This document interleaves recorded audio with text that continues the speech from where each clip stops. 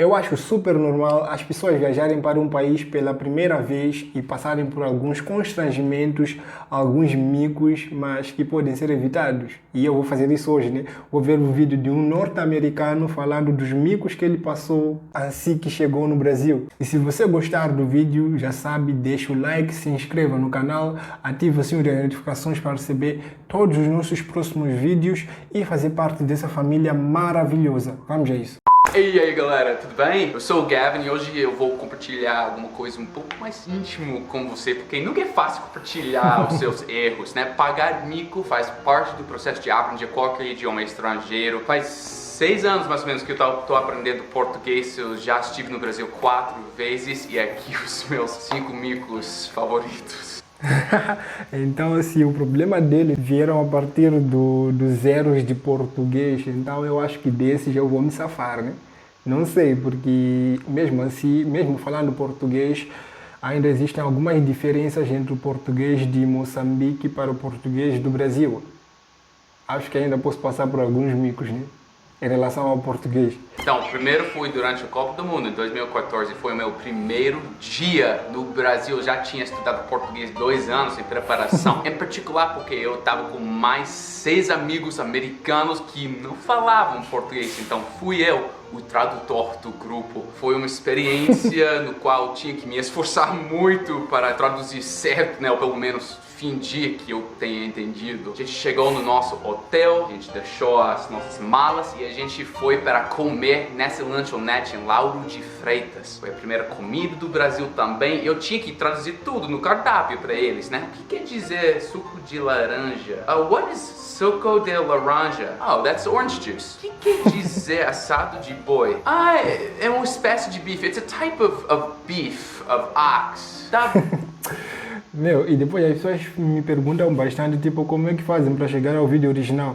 Eu sempre deixo o link do vídeo original, os créditos, nem na descrição. Então, se vocês querem ver esse vídeo assim, sem nenhum tipo de corte, sem nenhuma pausa, o primeiro link na descrição é do vídeo original. Bom, então o que quer dizer esse frango frito? E eu nunca tinha visto antes essa palavra frango, nem sabia o que deve ser esse frango. Fiquei um pouco surpresa, mas tá bom. Frango eu falei, frito. é outra espécie de bife, outra corte assim, então tudo bem. Três dos meus amigos pediram o frango frito e 15 minutos depois a gente recebeu chicken. Frango quer dizer chicken? Como é que eu tinha estudado português 2 anos e não tinha encontrado a palavra simples frango. Chicken? Imagina. Não, eu acho que ele tava encontrando mais galinha, né? Tipo, numa tradução assim, direta mesmo, chicken ia falar tipo galinha. Então essa palavra frango acho que não era muito familiar para ele. Acho que o mais familiar era a galinha mesmo.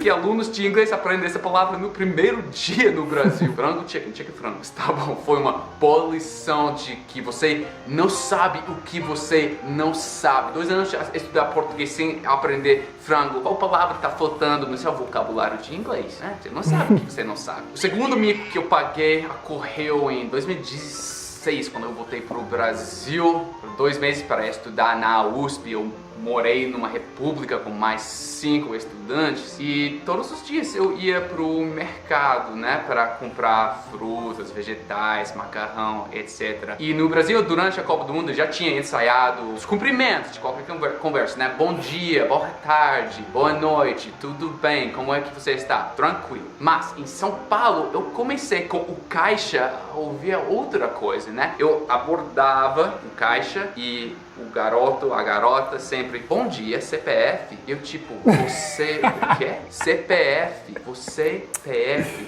Eu não tinha ouvido antes o verbo PFer. Então eu fui pro apartamento para procurar pela palavra PFer, o verbo não encontrei. Então eu achava que era alguma espécie de regionalismo assim de São Paulo, algo paulistano, porque sempre no mercado, bom dia, CPF, boa tarde, CPF, tudo bem, CPF, nota fiscal, não tinha noção do que era, mas tudo bem, eu achava que era outro cumprimento e eu comecei a usar. Na USP um dia, por exemplo, eu falei pro meu amigo quando entrar no escritório para começar o dia, bom dia, Marcel, CPF, e ele tipo, o quê? Você PF? Eu achava que era tipo, how are you? How's it going? Como tá aí? Não, realmente esse foi o pior, mano. Ai, bom dia, CPF, meu Deus. CPF, e aí ele tipo rachou de rir e explicou para mim, enquanto eu tô tipo, o quê? Amigo é sempre assim, né? O quê?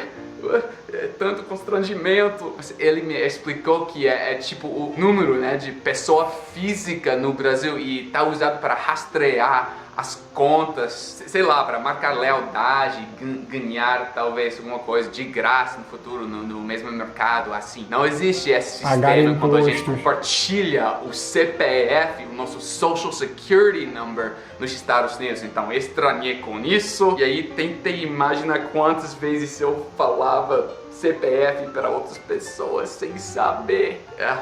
Então o verbo PFR não existe, mas deve existir CPF. Meu Deus. Também em São Paulo visitei o meu amigo, meu primeiro parceiro de conversação no bairro Interlagos. A gente fazia corridas ao redor de um lago em Interlagos. E gosto muito que no Brasil vocês têm essas áreas de malhar também, né? De essas máquinas públicas para fazer isso. A gente estava fazendo mais uma volta, dando mais uma volta do lago, mas de repente eu tinha vontade de fazer esses pull-ups, se chama, na máquina. A gente fala pull-ups no inglês. E eu sabia que era fazer com o pé, né? Então eu perguntei para ele se ele queria fazer barro comigo. Fazer barro é esse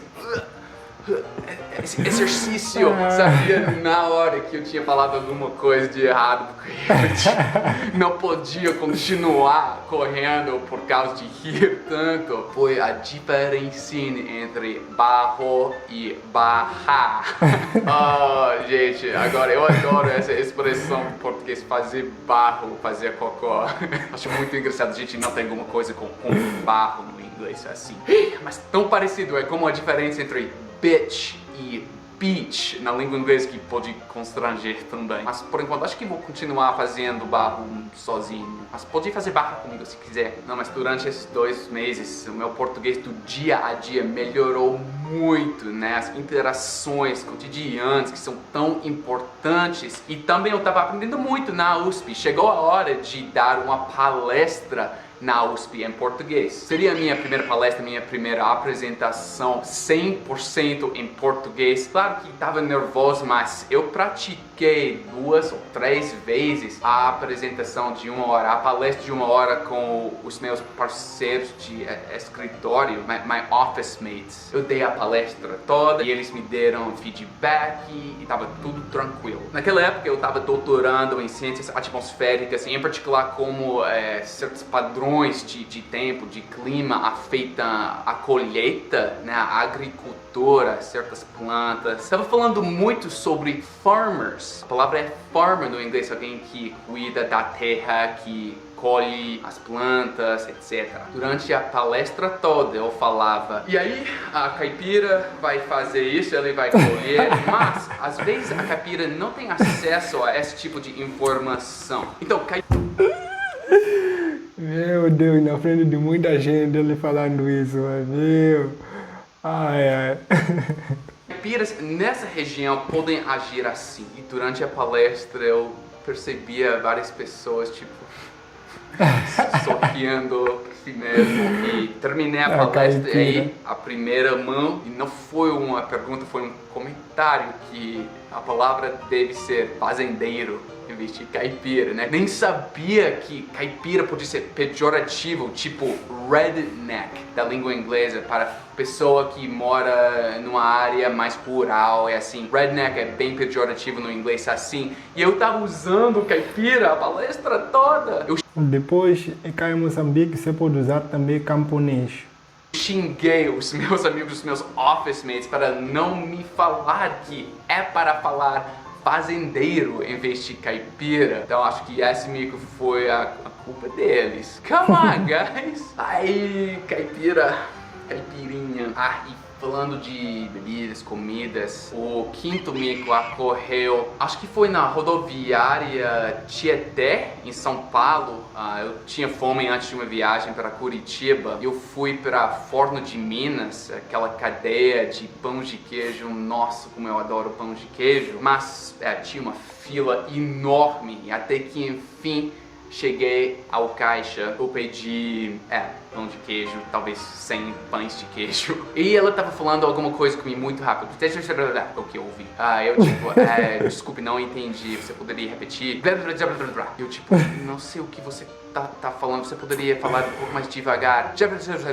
E gente, na verdade esse mico não é nada engraçado, porque ela tava ficando brava comigo, já tinha uma fila grande, filona. Então eu me senti muito constrangido naquele momento no qual todo mundo tá esperando para a sua resposta e você simplesmente não entende. E depois de mais 30 segundos de tentar entender, entendi que ela tá falando sobre alguma coisa de recheado e qual tipo de recheado que eu quero. Nem me importei com isso, afinal. Paguei, eu fui pro outro lado e essas situações doem, né? Mas mais uma vez, erros e micos públicos com muita gente são inevitáveis se você realmente quer aprender um idioma estrangeiro. É um obstáculo que você precisa percorrer. Então, se você está cometendo esses erros, é boas notícias, né? Você está marcando progresso assim. Então, meu encorajamento e o ponto desse vídeo é que não é para não pagar mico ou não cometer erros. São inevitáveis, só que agora a gente vive na época da internet e existem ferramentas incríveis para praticar e pagar esses micos em situações um pouco mais privadas, 1 a 1, em vez de ao vivo, né, na filona de Forno de Minas. Hoje em dia eu moro nos Estados Unidos, mas eu pratico o meu português e também o meu tcheco, que agora estou aprendendo no iTalk, onde dá para encontrar parceiros de conversação e professores particulares por ao redor de 8, 12 dólares por hora, depende do professor ou professora. São pessoas normais, que nem eu, que nem você, compartilhando cultura, língua e sim, pagando micos juntos. E se você ainda não tem experimentado, chegou a hora, gente. Em 2019, vou continuar compartilhando essas experiências. Estamos juntos nessa jornada. Deixei um link na descrição para ganhar 10 dólares para experimentar essa ferramenta incrível. Crie sua conta agora, em preparação para o ano novo. Vamos ser amigos, vou deixar meu perfil no link também. Gente, muito obrigado pelo apoio e por rir comigo e não de mim. Tamo junto mais uma vez e até o próximo vídeo, gente. You got this.